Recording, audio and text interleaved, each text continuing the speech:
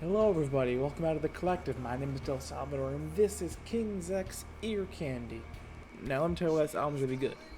So, King's X is a progressive rock, progressive metal band from I think around the 80s they formed, about there. And I actually couldn't find a lot of information on this again, but I heard somewhere they're part of the Black Rock movement or something, I forget. Sorry, flies. I forget the exact name of it, but basically there's a whole bunch of bands at a very similar time coming out with um, members of color. I guess is the right way to say it now. Changes all the time. I'm trying.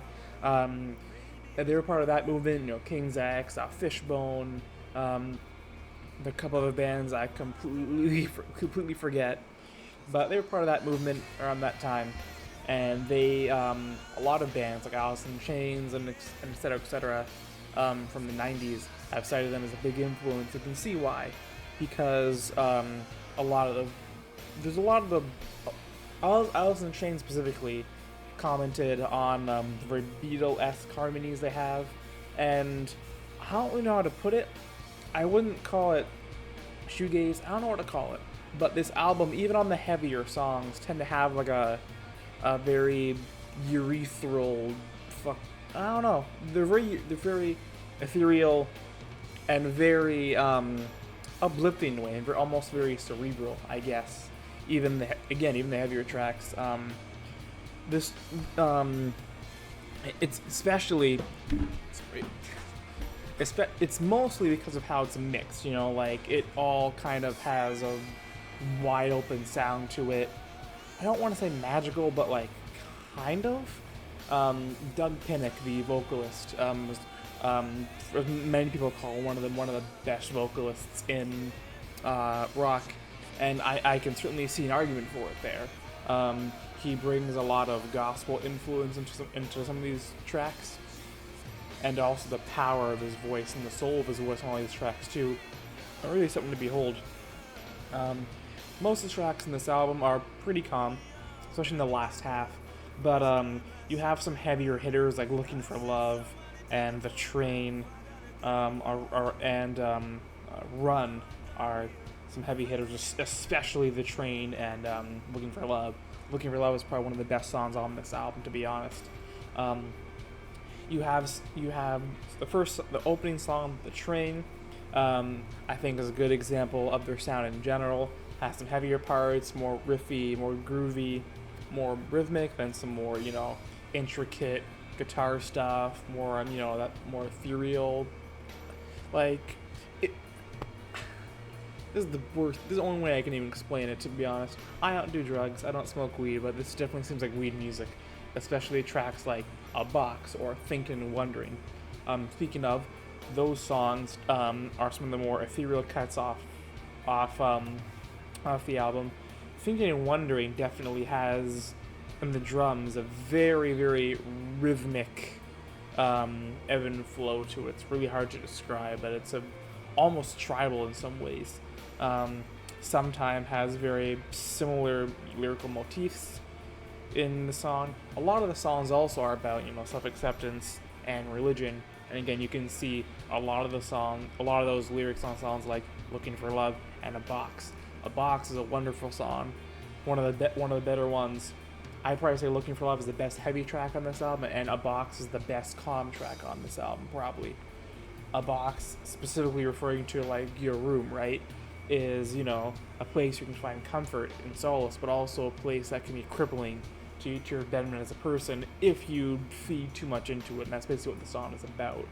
Um, Mississippi Moon and Lies in the Sand, the Ballad of, are quite beautiful as well.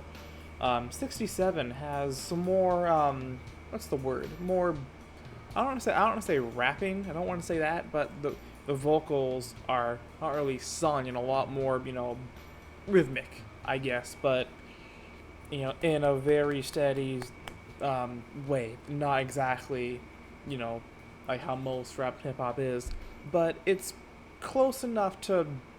Um, it's enough of a departure from the regular singing to go, oh, is this not? It's close. Um, Run, the in that last half of the album, right? Yes, you have a lot of tracks that are calmer, but I do feel like some of the tracks could be done a tiny bit better. Like, for example, Run, the chorus is great, the verse is pretty good. Something like American Cheese, Jerry's Pianto, is a good song, but really out of place. It's almost creepy in certain sense. Um, Picture is a phenomenal song as well. It Doug is singing almost in a sermon kind of way. And speaking of, on YouTube you can find a unedited version of a box with an extended cut, and he does have like a sermon in the middle of the song, which is really interesting. On that note, again, small tangent. They're when with their first 4 albums, they were regarded as a Christian rock band. It is not true; they are not. But when you look at some of the track lyrics and some of their influences, like in the gospel vocals and all that kind of stuff, and some even album names like Faith, Hope, Love, and stuff, you can kind of I can see where it comes from. To be honest, Life Going By, the closer track, is all right.